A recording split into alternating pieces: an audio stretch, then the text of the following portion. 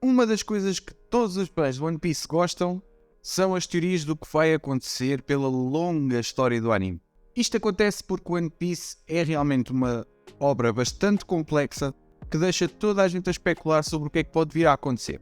A quem é que todas as personagens estão ligadas e como é que era o passado neste anime tão complicado. E é mesmo sobre isso que hoje vamos aqui falar um pouco. Algumas teorias no mundo de One Piece. Vou dar 5. Estive aqui a tentar escolher algumas que até fazem certo sentido, porque há algumas teorias na internet que... Meu Deus. Atenção que este vídeo pode conter alguns spoilers, mas eu aconselho a ver na mesma. Pode ser importante para mais tarde, até porque são só teorias, nada está confirmado. Não te esqueças de deixar o link e dar um like e subscrever ao canal se fores novo. Bem-vindo à família Nerd. E vamos lá então começar mais uma hora do Nerd.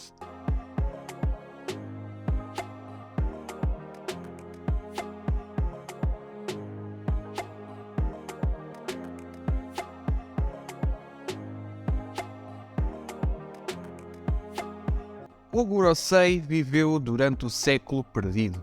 Na história do One Piece existe um século de história perdida ou escondida, sendo que ninguém sabe o que é que aconteceu durante estes 100 anos. Fala-se que o Gorosei, o governo mundial do One Piece, possa até ser o culpado por esta lacuna e que os membros deste governo pudessem até estar vivos durante esta época. Ou seja, esta teoria sugere que eles na verdade são imortais. Possivelmente devido ao poder de Jewel Bonnery. Alguns fãs também acreditam que, se fosse este o caso, eles seriam os responsáveis pela destruição do Reino Antigo, um reino que é muito pouco falado no mundo do One Piece. No entanto, se considerarmos o quão complexa é a política no mundo do One Piece, também é possível que eles tenham tido um papel totalmente diferente. Isto é apenas uma teoria, vamos ter que esperar para tentar saber mais alguma coisa.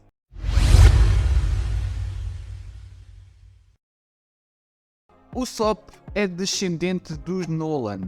Os fãs que já analisaram todo o enredo do One Piece descobriram que, embora que o Sop seja um mentiroso compulsivo, neste caso o nariz comprido do Usopp é um toque excelente, as suas mentiras geralmente tornam-se realidade mais tarde. Alguns dos exemplos são estes. O Usopp, no início do anime, quando ele apareceu, foi apanhado numa mentira em que os piratas estavam a atacar a sua ilha, e mais tarde, quando ele encontra Luffy, piratas atacam a vila. O Usopp disse uma vez em mentira que conhecia gigantes, e mais tarde, o Usopp conheceu os gigantes. O Usopp disse também uma vez que encontrou uma ilha, mas que veio depois a perceber que era apenas um cocó gigantesco de um peixe dourado gigante, e este peixe dourado gigante foi revelado mais tarde. O Usopp também chegou a dizer que tinha um exército de mais de 1000 piratas de seu comando, e o que é verdade é que a certa altura do anime houve um exército de piratas que o considerou um deus. O Usopp também afirmou ser descendente dos Noland. Isto vai-se ligar a uma teoria divergente, que é qual? Além do próprio Luffy se convencer da história do Usopp, que ele era mesmo um descendente dos Noland, foi revelado que a maioria dos descendentes de Noland nem sequer sabem que são parentes. Simplesmente todo este povo sente uma vontade irresistível de ir para o mar. E essa vontade é confirmada por Usopp, logo no início. Visto que as suas mentiras mais tarde tornam-se verdade, é bem possível que o Usopp seja, na realidade, um descendente dos Noland.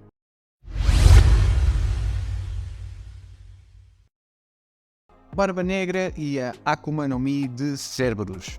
Uma teoria atual diz-nos que o Barba Negra comeu 3 Akuma no Mis. Esta afirma que antes do Barba Negra adquirir a Dark Fruit e a Quake Fruit, ele podia ter comido uma fruta do tipo Zoan mítica que o transformou em um Cerberus. De acordo com a mitologia, o Cerberus tem 3 cabeças, o que significa que Barba Negra poderia comer mais 2 Akuma no Mis sem sofrer o mesmo destino daqueles que comem mais do que uma.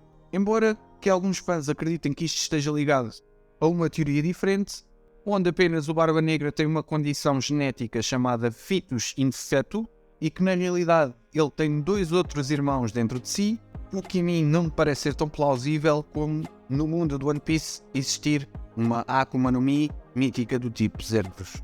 Esta teoria é apoiada também por imagens de Triad na sua bandeira de piratas, que apresenta 3 crânios posicionados em conjunto, na mesma bandeira, e também 6 ossos à volta.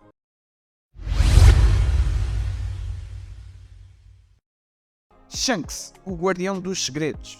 Há muitos anos que Shanks tem sido uma personagem bastante misteriosa. E embora que existem muitas teorias sobre o passado de Shanks, que foi agora tocado no filme The One Piece Red, isto chegou ao ponto em que alguns fãs começaram a acreditar que ele na verdade é uma personagem má. No entanto, existem outras teorias sobre o que Shanks poderá estar a preparar.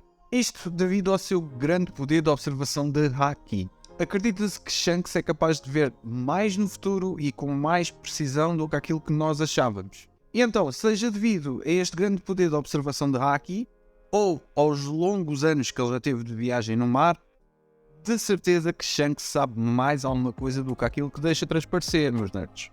Os seus atos obscuros e misteriosos podem ser para manter o equilíbrio de poder entre os Yonkos e o governo mundial e a marinha, ou até mesmo para manter o século perdido, que é uma possível história que pode iniciar uma guerra.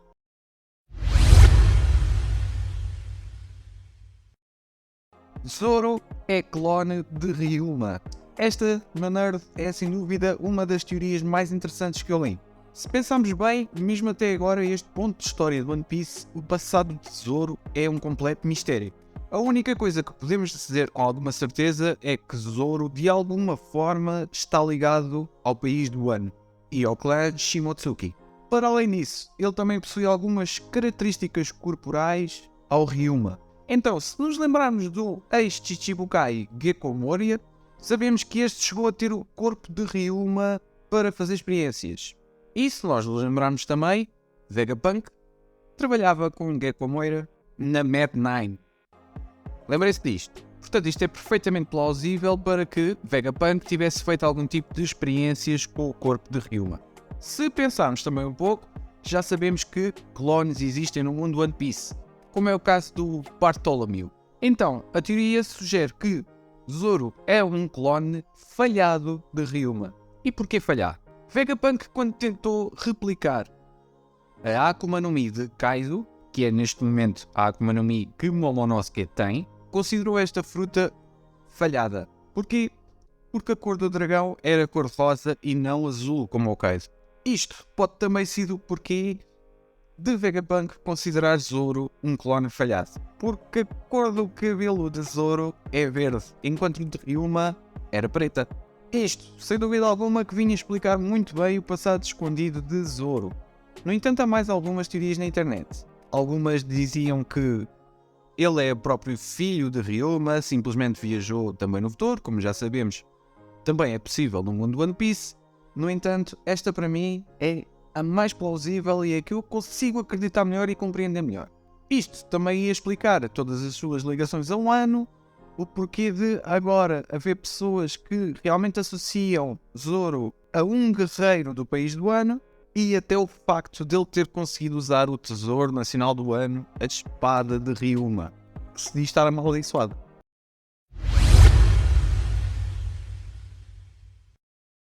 Meus nerds, estas foram 5 das mais famosas teorias no mundo do One Piece. Existem tantas que é bem provável que eu faça mais um vídeo a falar sobre isto.